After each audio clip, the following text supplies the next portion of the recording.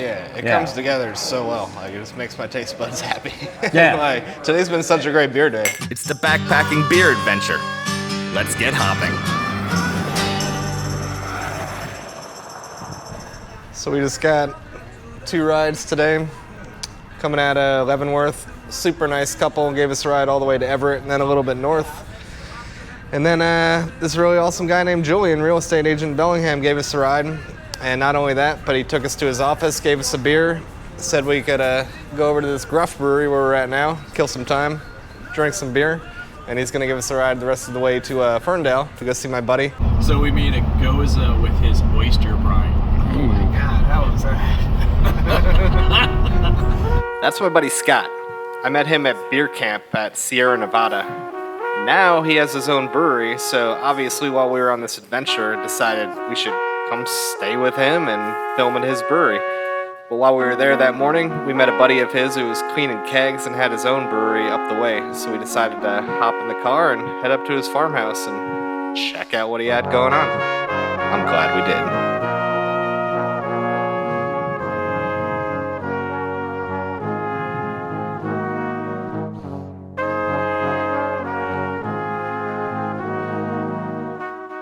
We moved here, I believe, when I was about 2 or almost 3 years old. Raised beef cattle and chickens and stuff.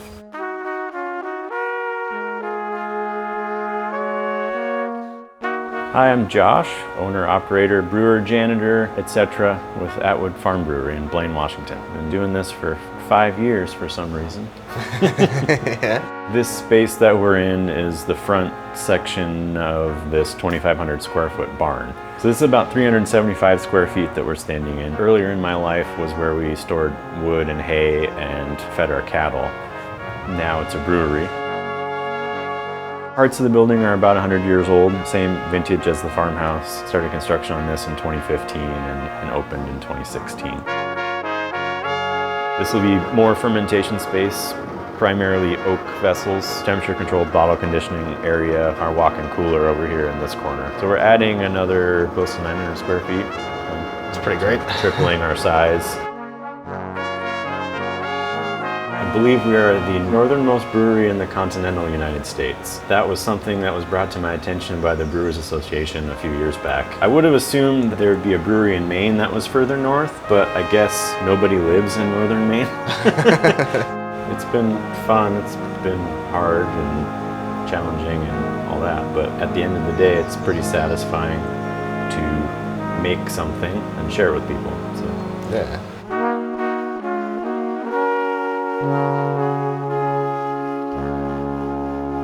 We got a 2-barrel brew house back here, primarily constructed out of Craigslist and scrapyard material. The hot liquor tank was an old wine fermenter. The brew kettle next to it was the bottling tank from that same small winery. The mash tun is a hydrotherapy tank. Really? So it used to have a jacuzzi motor on it, and yeah, now it's a mash tun. It's all really small, simple, single infusion mashes, electric fired kettle, and hot liquor tank. How often will you be brewing this summer? I've been brewing about once or twice a week. Okay. Yeah, so it keeps me busy, and then on top of that, doing sales and deliveries and farmers markets and stuff. Going to the farmer's market today, right? Yep. In a couple hours, we'll be down on the Bellingham waterfront selling bottles and cans. I haven't seen a lot of that. Farmer's markets like selling beer. There should be more of that. There should be, and I know it's a thing in Washington State. I don't know what it's like elsewhere, but here we can get a special license with our microbrewery license to sell packaged beer and do small samples at farmers markets, which is pretty neat. Here I don't have a retail space, a tasting room, so it's a nice way to be able to interact with people. Yeah. And also to kind of like draw in some folks who maybe don't think they like beer, but then you try to introduce them to a saison or other kind of farmhouse style beer. Yeah. And a lot of times it's oh, I didn't think I liked beer, but this is really interesting. This is delicious. Yeah. Yeah. We're mostly local, as much as we realistically can be. Trying to draw like a 50-mile radius around the brewery and use things from there.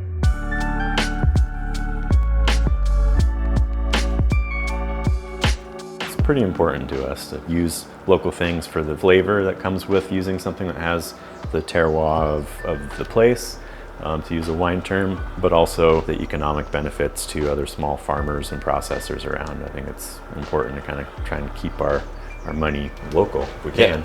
Yeah, bring up the community. Yeah. We're carrying everything upstairs and then bringing it back downstairs when it goes out the door, which is pretty ridiculous. So we've been doing that for 5 years, but That's beautiful out here. Can't believe you got to grow up here. yeah, it's pretty special. I maybe didn't totally realize it at the time, and then I left, and then I came back to the area to work with my family developing this project. This was the hop yard.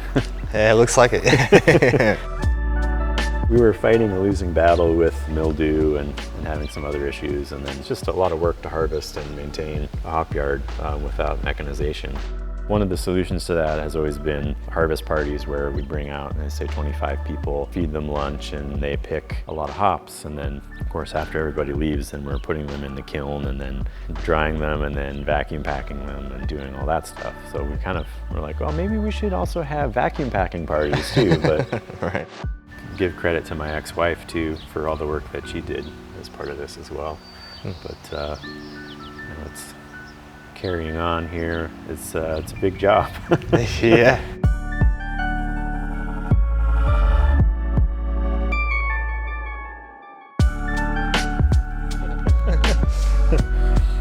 Let's start with Vers l'Ouest, which is a Saison, pretty effervescent. So try and get it in here quickly.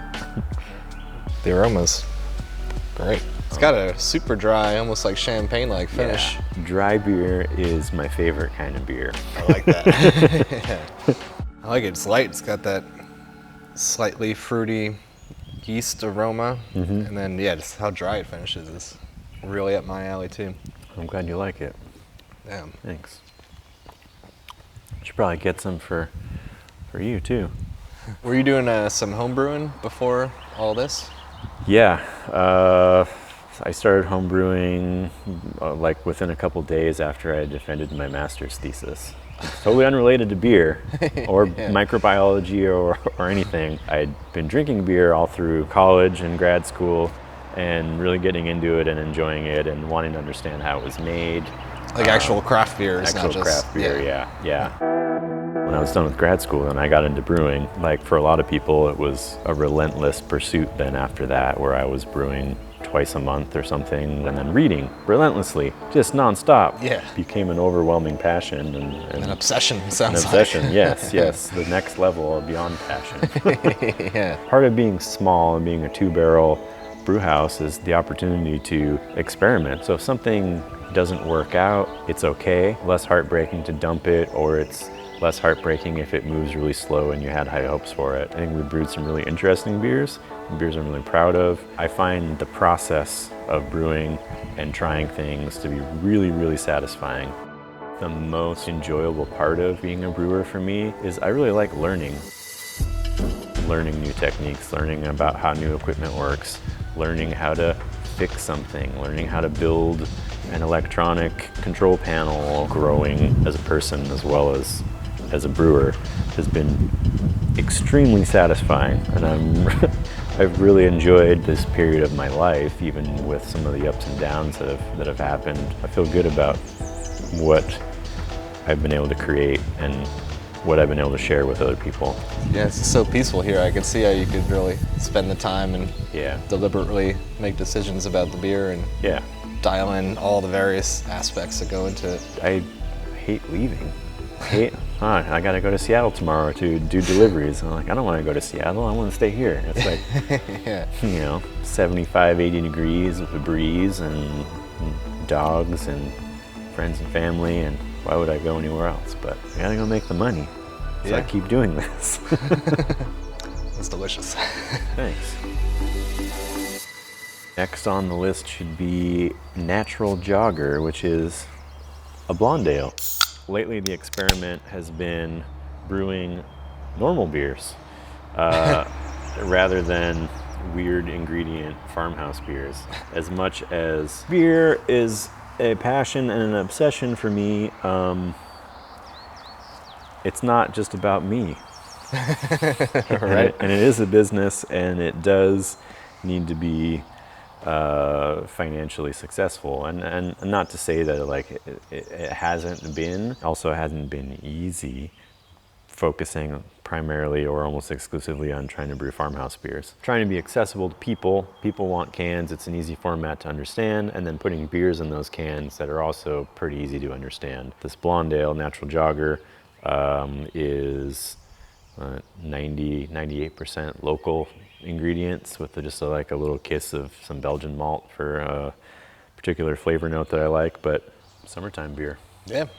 Little orangey citrus note to it, and nutty malt profile, and Yep, it's a little nuttier and earthier than most blondes. yeah, that's the Skagit Valley malt that you're tasting. Okay. Yeah, and I like the flavor, and maybe it's grown on me, but it has its distinctive.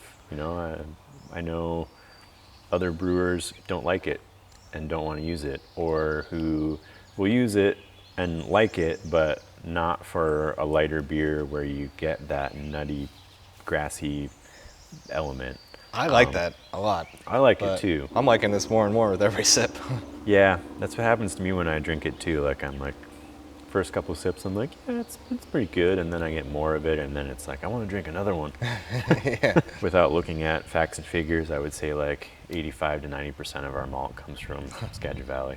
That's awesome. Yeah, thanks. What do we got here next? Let's do Grange. This is the beer that started the brewery, more or less. A little bit Saison, a little bit Bier de Garde, English-Scottish influence on this as well. I'm just trying to make a beer that combined the different things that I liked about beer. That's a good way to do it. Oh, wow. Hell yeah. It's got that like chocolatey as it goes down. Yeah. At first when it hit my tongue, it's got that sparkly, and I thought it was going to finish super dry like the Saison, and then that rich kind of chocolate goes straight back. Yeah. Little orange in there too. Oh yeah, that's something special. I can see why that's what started you. Yeah, thanks. With packaged beer, once the bottle leaves the brewery, leaves my hands. Yeah, chances are you're never going to hear about how it went over. Yeah. But you just have to accept that. It's not going to be 100%. I'm sure there are people who come back the next week and they're like, let me get way more bottles of that one again. Yeah, and it does happen. And you know, and then you go on Untapped and look at, like, oh, this guy liked it. That's good. Yeah. All right, last one. Last beer. Another can, fresh batch of Zero Avenue, which is a pale ale, a multi-grain pale ale, I will say. Zero Avenue is the street that runs just on the other side of the international boundary in Canada. And it runs all the way from Semiahmoo Bay out here. There's a stretch of Zero Avenue where it's Zero Avenue and a ditch, and I believe it's called Boundary Road on the American side, and it's maybe about a mile or a mile and a half where there's these two parallel ribbons of pavement with a ditch in between. Rather than driving all the way to Peace Arch Park to see their friends and family, they would just park lawn chairs on either side of that ditch and hang out like we're doing, but with a ditch in between us. Instead of a table full of beer. Instead of a table full of beer. A reference to that, but also the fact that this beer is 100% BC hops grown at Bread and Hoff Hop Farms in Chilliwack, across the border. Damn near 100%. I think this is like 97 or 98% Skagit Valley malt. So it's like these two things meeting across the ditch, hanging out, making a pale ale. And I'm calling it a multi-grain pale ale because it's barley, wheat, buckwheat, and triticale, and then cashmere and centennial hops. I don't know if you are familiar with the flavor of buckwheat, but it's a profile in this beer. Oh, wow. Yeah, it's got a lot going on. Yeah, Yeah, I'm not super familiar with buckwheat, so maybe that unidentifiable taste is buckwheat. Probably. A little bit of sweetness. Some more of that kind of like earthy grassiness. Yeah. That's really unique. This one and the blonde, I think, just really showcases what they got going on. Yeah. Yeah, I like what you're doing. You're not just trying to, make what people are used to and trying to actually make something similar, call it a pale ale, but it's kind of its own style of beer at this point. But still right there. I mean, you get the hoppiness and it's light, actually unique. It's rare that I get to try 4 beers in a row that are very different. Like, that Grange especially blew me away. This is why I actually travel around to try different beers, to finally find stuff like this it's never had before. So, cool. That's great. Thank you. You're welcome. Thanks for traveling all the way up here. Hell yeah. I'm honored. Cool. Cheers. Cheers.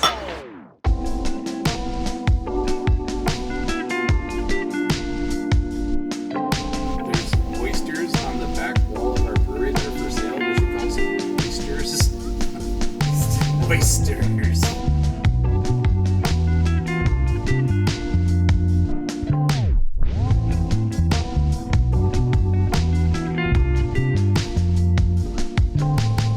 Welcome to Fringe Brewing.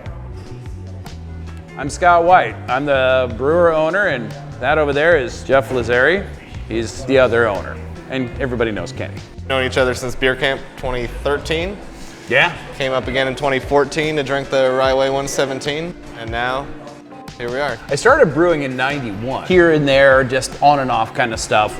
I started realizing how much I love making beer, and I love the science, I love the process of it, I love everything that goes on with it. And then the end result is like watching people just sit there and enjoy the craft. You know, it's like, wow, you made this. This is really good, and I really your enjoy friends it. in your garage to Totally. customers in your brewery. Yeah. That was about 13 years ago, and then really I started 5 years ago just like getting really, really in depth into it. Went to college, decided that I want to open a brewery. And now you're the only brewery here in Ferndale. Yeah, we are it. Yeah, we're the one horse in a one horse town.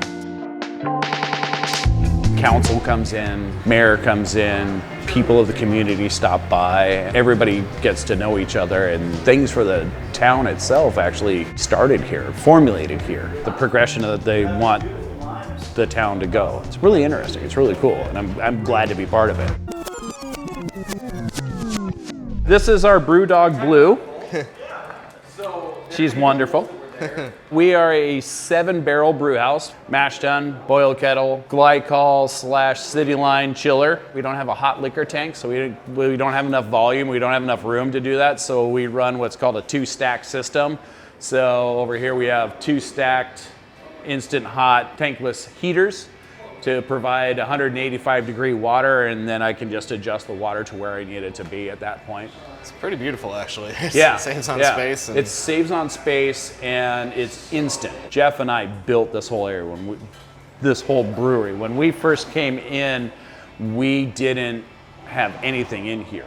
It was just a big square. We cut the drain floors, we did all the plumbing, we did all the electrical, we ran everything in here. We'll do 2 and 2, so these 2 tanks are gonna get drained into these 2. We're pushing these 2 off into barrels, or caking off this week, and then we'll push those in here. Those will finish up. When these are done, then we'll push those in there, and it's just 2 and 2 all the time. Yeah. That's how it just continuously works. This is where we keg off everything, just really simple, really easy, and then we go into the walk-in cooler. All dirty kegs on this side. Smells good in here.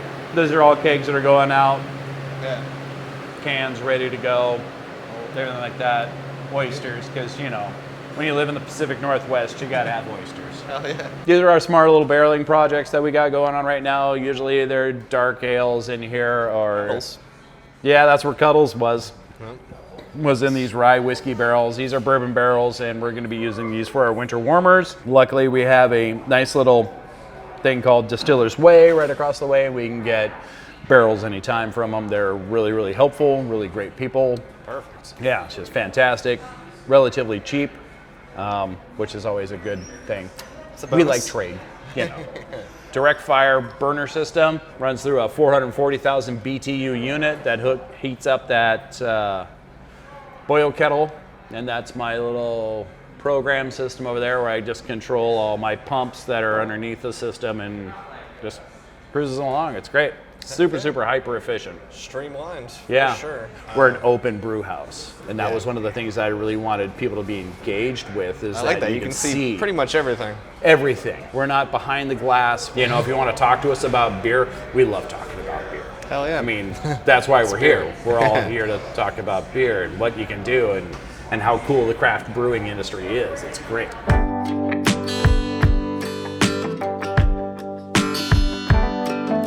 It's that expression of that there's no civilization without distillation.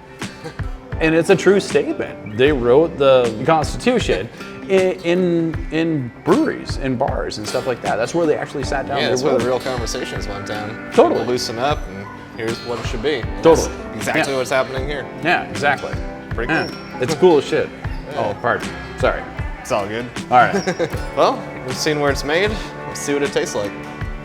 Let's do it. Let's have some beers. Cool.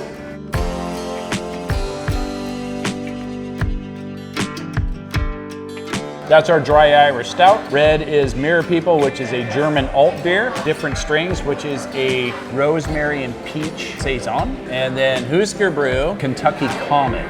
So in front of you are some beers that you know and you don't know. Yeah, it's 2 and 2. Yeah. So I'll start with The this Husker guy. Brew. It's freaking awesome. One of our biggest crowd favorites is Husker Brew. It's based off of an 1896 Kentucky Common recipe, which is super light, easy drinking, has a little bit of flaked maize in it, so you get a corn note off of it, and it's just crisp, clean, refreshing steam beer. They love Husker Brew in Ferndale. We sell a lot of it. This guy is one That I've not is had. Different Strings, a collaboration with Atwood, which you were at earlier today, with Josh up there. Great place. This kicks ass. It's like floral, and it's got those yeasty esters that I want from a Yep. saison. It's just And you get this cool little rosemary and white peach infusion on it. And it's Yep. just A little nice. And it's just, it bright, clean, dry, finishes great. Great spring, summer beer. We used spelt, a little bit of rye malt in there too. Oh, really? Yeah, to give it kind of that nutty, and then you get that little peppery note from that rye, which kind of accentuates that clovey note from that Belgian yeast strain. yeah, it Yeah. comes together so well. Like it just makes my taste buds happy. Yeah. Like today's been such a great beer day.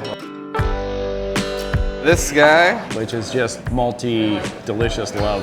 I love that beer. It's been a passion of mine for many years. it's just got a clean finish that keeps on lingering a little bit, real smooth. Alt in German means old.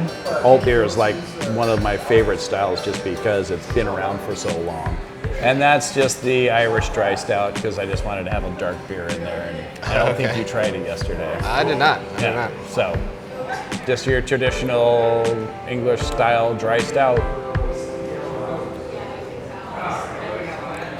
Yep, it does all the things I expected it And to just, do. We talked about it, like the process of like what I do to get that bitterness, but not have it be overly bitter. And Oh, right. yeah. So you do that with this. Yeah, Like all, soak 'em. every time. You wet the black patent and the malts and everything like that and let them steep overnight for 24 hours, or actually it's about 24 hours, and you let them sit there and maturate, and it kind of cuts out a little bit of that astringency that you get from those black patents, and you put it late in the boil, or late in the mash, and well, more of like a staining, but you still get some of that astringency from the grains itself to give it that dry bitterness that you're looking for in it. Right at the finish, yeah. Yeah. This is as good as a dry stout gets. It's taken me a while to figure that one out too.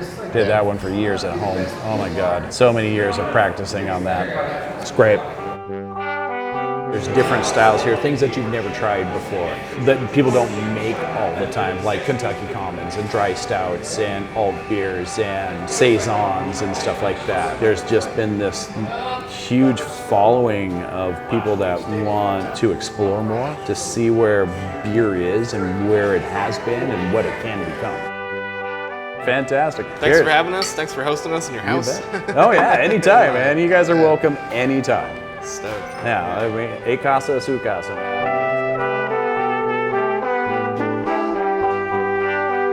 We're drinking multi-ass Washington beer, Aaron. Malty ass.